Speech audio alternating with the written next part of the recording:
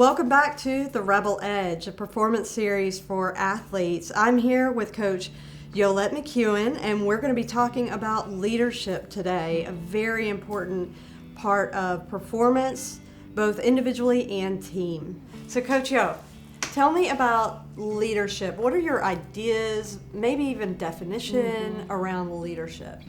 Yeah, I thought about that when I knew I was going to talk about leadership today, because I just think there's so many ways you can go about the whole thought of leadership. One being, I ask myself all the time, is it something that you're born with, or is it something that you can learn? And I've come to the conclusion, and this can change in years, but right now where I'm at, I think leadership has to do with, I think some people are born with it. I think some people can be developed into it. I don't think that there's a one way, like some people say, you either have it or you don't. I don't believe that. I think you can pretty much pick up anything that you're interested in and you're passionate about. And there's so many resources out there to teach you people how to be good leaders. But I can say this, if it's something that you're born with, it's more of a natural thing and an easier transition for you to have. And that's with anything, right? So that's pretty much how I look at leadership. You look at little kids, and in a group, you can tell who's the leader. So you can't say they're not born with it, because man, that kid has leadership skills. Yes. So that's where I'm at as far as if leaders are born or developed. That's where I'm at with it. Yeah. I think some people, especially like when we look at a group and who's the leader, mix up the idea of leader with dominance. And I think that's actually a almost dangerous perspective to have, because when I think about leadership, I'm really big on the servant leader. Right. I think about somebody, a leader that I really respect is Carla Overbeck. She was in the women's national team that was pretty dominant, and the thing, she clearly was a leader on the field, but off the field, everybody said that she was the one that was always carrying the bags for the newcomers and always making sure everybody was seated before she got her food, and just that real leadership from a standpoint of lifting others up. I think that's a true leader. I think that's interesting in itself too, because I think there are different types of leadership. Obviously in our sport, the servant leadership is the one that we try to practice. I know I try to practice the most, but at the same time, sometimes it has to be of dominance. Sometimes it has to instill some fear. Sometimes it has to pick people up. So that's what makes the word so complex, because there's so many different ways you can go about it. And I think anything of too much may be too much. You know what I mean? I do. So sure. I think, I know for me, my first 2 years here at Ole Miss, I was a transactional leader. Like, I said, this is what it's going to be. This is how we're going to do it. And I chose that way just because we didn't have, my identity, our culture, what we want to be about. And I didn't think it was time for anybody to give an opinion on what they wanted it to be, because I got the job late and we needed to go. Well, now in year 3, I just told my players, now I'm more I said I was trans. The first one is but now I'm more into the translational part, because we have recruited these young women. Yes. We have been around them. And so what I say to them is, hey, you're going to teach me how you want to be coached. I want this to be your team, So it transitions. When you get a group that you're comfortable with, and you establish things. So that's why I said it's complex, because sometimes you just need to come in and lay the hammer down, and sometimes, but in everything there's a core of things that should happen. Servanthood, uniting people together, empowering people, respecting people. I just think no matter what, you still could be dominant and do those things. Yes. You know, so that's what I love about it. It's complex in its own way, and sometimes you have to use different styles. Yes, and a good leader understands that, right? What the situation calls for, exactly. Right? So I look at you, and you needed to come in and say, hey, this is the way it's going to be, and here's how we're going to do it, because the people that you were leading did not choose you as their leader. Exactly. And now it's very different. But one of the things I know about your leadership style that I think is really beneficial for athletes to hear about and understand if they're looking to be a leader on their team is that you have these different skills. You could say, this is what's happening. And holding people accountable because you have spent time loving them up. And communicating. And respecting them and lifting them up. And they know that when you say something or you hold them accountable, it's because you truly want them to be the best version of themselves that they can be. Yeah, and in sports, that's the beauty of it. That's why we want to do it, right? Yeah. I just think sometimes other leaders, they don't have that time to even consider people's feelings. They have to do what's best. It would be just like if you have kids, we have kids. Sometimes I have to make decisions for my daughters, and they don't get a say on it, because I feel like this is what's best for them. When you get in college, these are young adults, and being completely transparent, I failed at it at times. But it's something that I think about all the time. So although sometimes I get it wrong, I'm constantly trying to evolve and figure out ways to get it right. And I think that's what it's about. It's not about perfection. It's about wanting to be the best for your student athletes. And so with me, when I make mistakes, I reflect. I say, man, I could have done that better. And then when I get another opportunity, because for our business, you get a lot of opportunities. I go about it a different way. Yeah. You know, it's interesting because I think that's something that a lot of athletes really misunderstand is they believe that the leaders on their team are going to be the best players on the team. Yeah.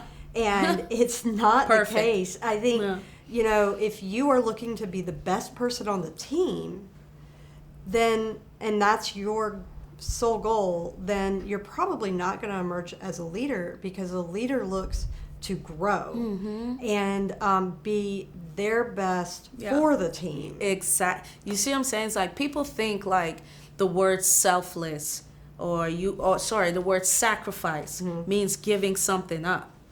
Well, Kevin Eastman has taught me sacrifice means giving something. It's investment. It's an investment. Yes. It's not, oh, I can't do this now. I need to do this. Yes. The power of that one word makes a big difference. A big difference. And it's so cool. So so here's an interesting thing that just fascinates me. Butler basketball. Yeah. They have this culture. They are all a captain. They are all leaders. Yeah. And that's the Butler way. And that's their slogan. Yeah. And that's, especially under the coach that took them to win the national championship. I mean, that was part of their Stevens, culture. Yeah. So they really see themselves as, I'm leading this team. He's leading this team. We all have different strengths, and we play off each other. But that means that I'm holding him accountable, I'm holding myself accountable, and vice versa. And that's really interesting. I think that not every athlete is naturally seeing themselves in that way. They're kind of looking to the captain to set the tone. Yeah, I just think that happens from when you're young. You have an older sibling, you know, you learn pretty quickly that the older sibling is supposed to take care of the younger one. Right. You know, like no one teaches the younger one to take care of the older. And so I just think that's a generational thing.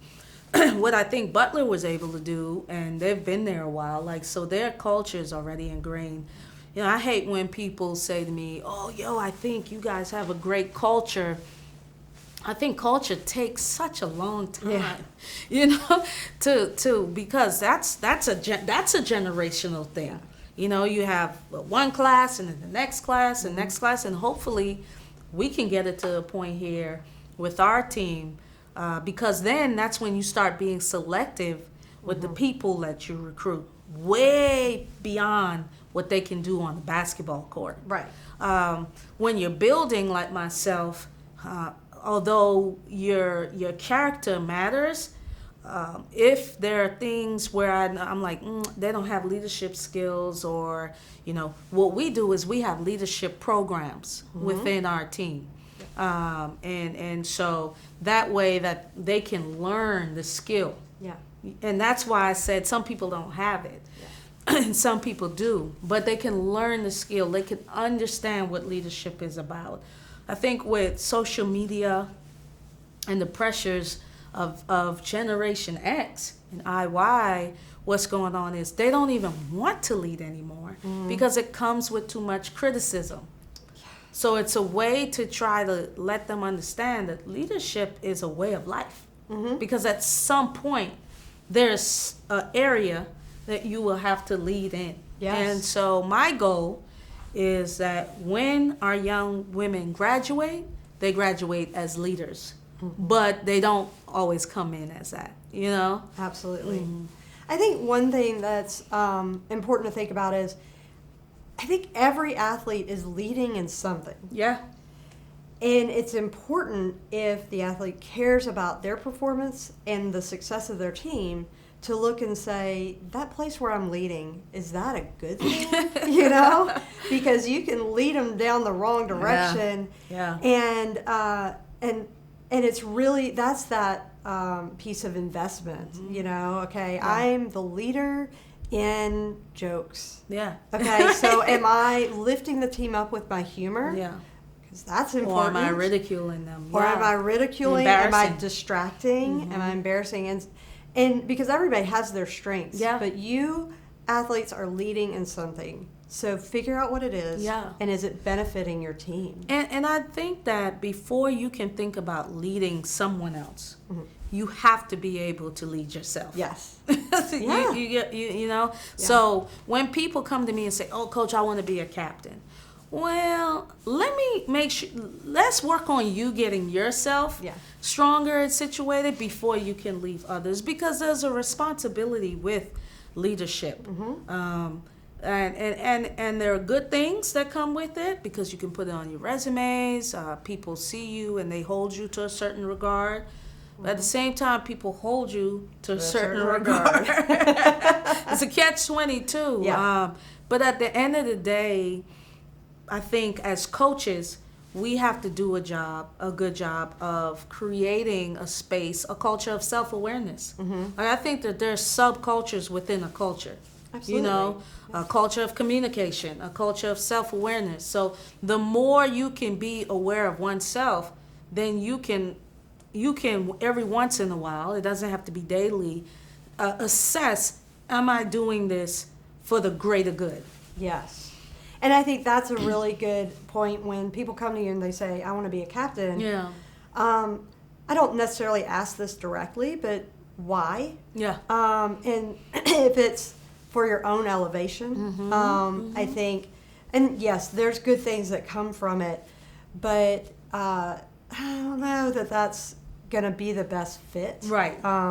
Because it really takes somebody that is always thinking about the greater good and the team, and what's best for the team. And so if you're doing it for your own elevation, it's really hard to focus on the big picture. And leadership is influence.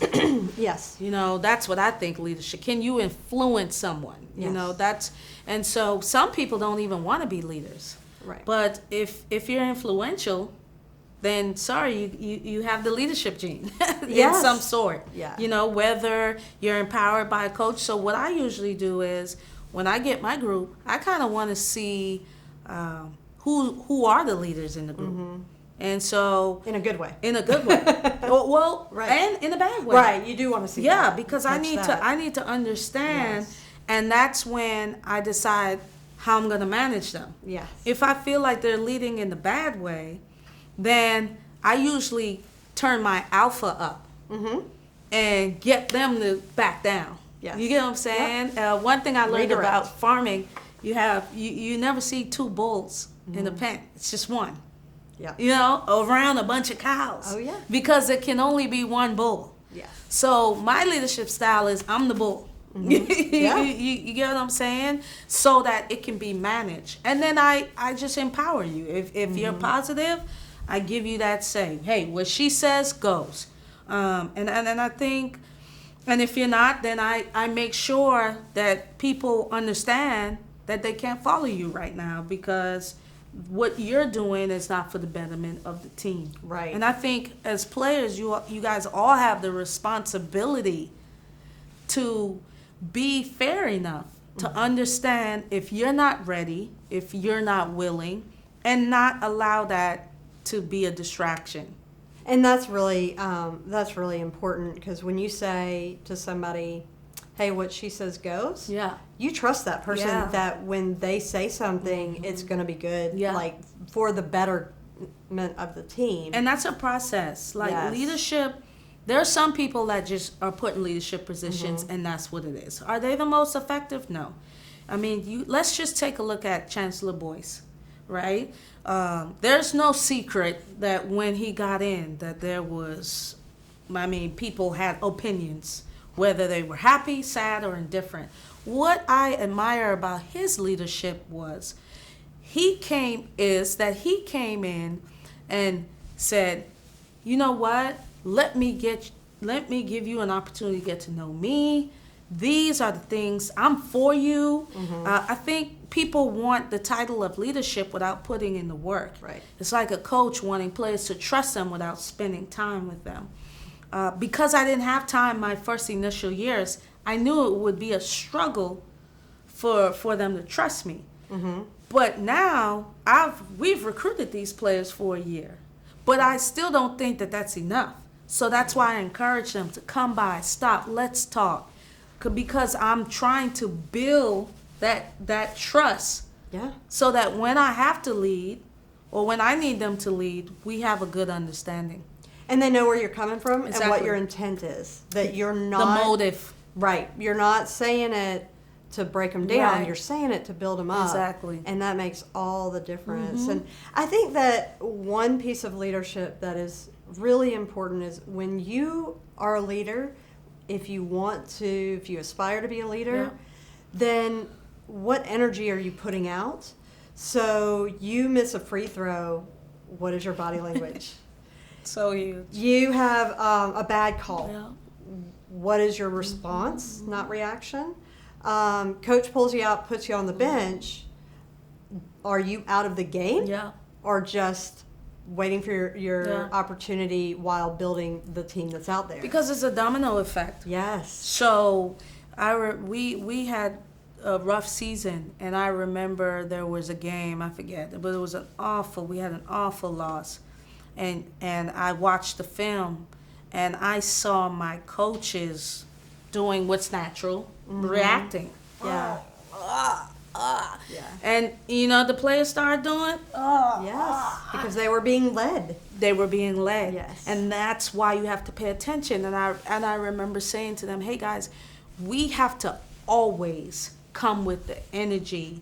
And that's really how we turned the season around. It didn't come to wins, but we didn't lose by 60 anymore. We were in games because the coaches, myself, when they made a mistake, I remember before games, I would tell myself, they make a mistake, just clap. Don't show your, you know, don't show. Because you don't want them to start getting afraid to make mistakes. And don't show your emotion. That's leadership, though. Yes. That's an investment. That's continually trying to grow for the betterment of the group. Absolutely. That's what it's all about. That's what it's all about. So I think to sum it up, if you are aspiring to be a leader, if you are a leader, if you want to be a leader, to look at where are you investing your energy and your time, and what are your motives. Yes. And not just what are your motives, but what do people know about your motives? Have you spent enough time lifting them up in servant to the team